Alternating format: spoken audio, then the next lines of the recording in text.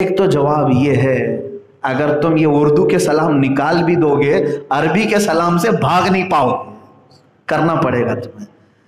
دوسری بات تو یہ ہے کہ میرے عزیز، مسجد زرار جو مدینے میں بن رہی تھی، تیسری مسجد بن رہی تھی، منافقین بنا رہے تھے، وہ منافقین بھی تو عبادت ہی کے لیے کہہ رہے تھے نا، ہم یہاں نماز ہی پڑھیں گے، عبادت ہی کریں گے، رکوع سجدے ہی کریں گے، پھر بھی اس مسجد کو ختم کرنے کا حکم کیوں آیا؟ اس لیے کہ وہاں نبی کا ذکر وہ نہیں کرنا چاہتے تھے، حکم ہوا کہ جہاں نبی کا ذکر نہ ہو اس مسجد کو ہی ختم کر دو۔ پتہ یہ چلا کہ مسجد اللہ کی ہوتی ہے، لیکن جہاں تمہارا سر اللہ کی بارگاہ میں جھکتا ہے، دل کو رسول کی بارگاہ میں جھکانا ہوگا۔ اور میرے عزیزو، ہم سر جو جھکا رہے ہیں، کتنا جھکنا چاہیے؟ رکوع میں کتنا جھکنا چاہیے؟ سجدے میں جا رہے ہیں، سجدہ، زمین پر پیشانی ٹیک رہے ہیں، یہ ساری جو ایکٹیویٹیز ہیں، کھڑے ہوئے پہلے، پھر رکوع میں گئے، پھر سجدے میں گئے، تم عبادت تو اللہ کی کر رہے ہو، لیکن یہ طریقہ کس نے بتایا تمہیں؟ کون بتایا کہ رکوع اتنا کرنا چاہیے، سجدہ اتنا کرنا چاہیے؟ تمہیں اس چیز سے چھٹکارا نہیں، تمہیں کہنا ہوگا نبی نے اتنا رکوع کیا تھا اس لیے میں نے رکوع کیا، سجدہ رسول نے ایسا کیا تھا اس لیے میں نے سجدہ ایسے کیا۔ تو بات یہی ہے میرے عزیزو، عبادت اللہ کی ہوگی، طریقہ محمد رسول اللہ کا۔ میں مانتا ہوں اے عقل والو، میرا محمد خدا نہیں ہے، مگر دلوں میں یہ نقش کر لو وہ خدا سے جدا نہیں۔ کہاں جدا کر سکو گے؟ اب آیت بھی یہی کہہ رہی ہے، کچھ لوگ وعدہ کرتے ہیں کہ ہم حضور کی ہر بات مانیں گے، لیکن گھر میں جا کر کے پلاننگ کرتے ہیں، منصوبے بناتے ہیں رسول کے خلاف، مسلمانوں کے خلاف، اور اللہ فرما رہا ہے ان کے ہر منصوبے کو اللہ لکھ چکا ہے۔ واللہ یکتب ما یبیتون، اللہ لکھ لیتا ہے ان کے سارے منصوبوں کو۔ آپ کو یہ فکر نہ ہو میرے عزیزوں کہ یہ کیا کیا کر رہے ہیں منصوبے۔ منافقین کی سرشتی ہے، وہ سامنے مسکرائیں گے، تمہیں وعدے کریں گے، لیکن پیٹھ پیچھے جا کر تمہارے خلاف منصوبے بنیں گے، میٹنگیں کریں گے، اور اللہ فرما رہا ہے ان کے سارے منصوبے اللہ لکھ رہا ہے۔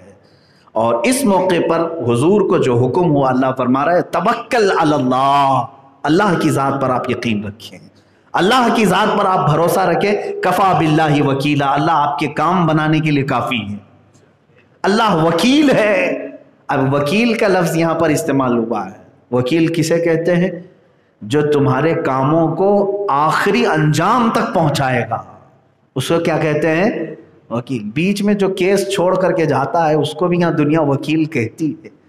جو کورٹ کا وکیل ہے وہ الگ ہے، کورٹ کا جو ہے وکیل وہ الگ ہے، آپ اس وکیل پر قیاس نہ کریں، یہ کبھی تمہیں کورٹ میں پھنسا بھی دیتا ہے، سامنے والے سے سانٹ گانٹ کر لیتا ہے، اور اپنے ہی کلائنٹ کو مجرم بنا بھی دیتا ہے، یہ سب چیزیں ہو سکتی ہیں، لیکن اللہ کی جو صفت وکیل ہے، اور جس کا وہ وکیل ہو گیا تو پھر اسے جنت تک پہنچانے کی ذمہ داری لیتا ہے، ہر کام اللہ اپنے ذمہ لے لیتا ہے، اس کو کہتے ہیں وکیل۔ اور جس کے لیے اللہ نے کہہ دیا کہ اللہ تمہارے لیے وکیل ہے، بس پھر دنیا میں اس کا کوئی بال بیکا نہیں کر سکتا۔ اور اللہ نے اپنے رسول سے کہا ہے کہ اے رسول، آپ کا وکیل اللہ ہے، آپ کا وکیل اللہ ہے، اور آپ کے لیے بھی میں یہ وظیفہ دے جاتا ہوں، اللہ رب العزت کو اپنا وکیل بناؤ، اور اس سے کہو کہ مولا دنیا کے وکیل کبھی بھی راستے میں چھوڑ کر چلے جا سکتے ہیں، لیکن تو ہمارا وکیل بن جا تاکہ کاموں کو مکمل تک، تکمیل تک تو ہمیں پہنچا دے گا۔ اسی لیے یہ وظیفہ بتایا گیا، یوں کہو حسبنا اللہ ونعم الوکیل، حسبنا اللہ ونعم الوکیل، جس کا مطلب ہوتا ہے اللہ میرے لیے کافی ہے، اور وہ کیا ہی بہترین وکیل۔ ہمارے مرشد نے فرمایا کہ تم بلاؤں سے کیوں ٹینشن لیتے ہو، دیکھنا ایک وقت آئے گا اس بلا کو وہ خود بلا میں گرفتار کر دیں گے۔ اللہ اور اس کے رسول ہمارے لیے وکیل ہیں۔ اللہ تعالی ہمیں اسی پر زندہ رکھے اور اسی پر خاتمہ بالخیر عطا فرمائے۔ وآخر دعوانا ان الحمد للہ رب العالمین۔ السلام علیکم۔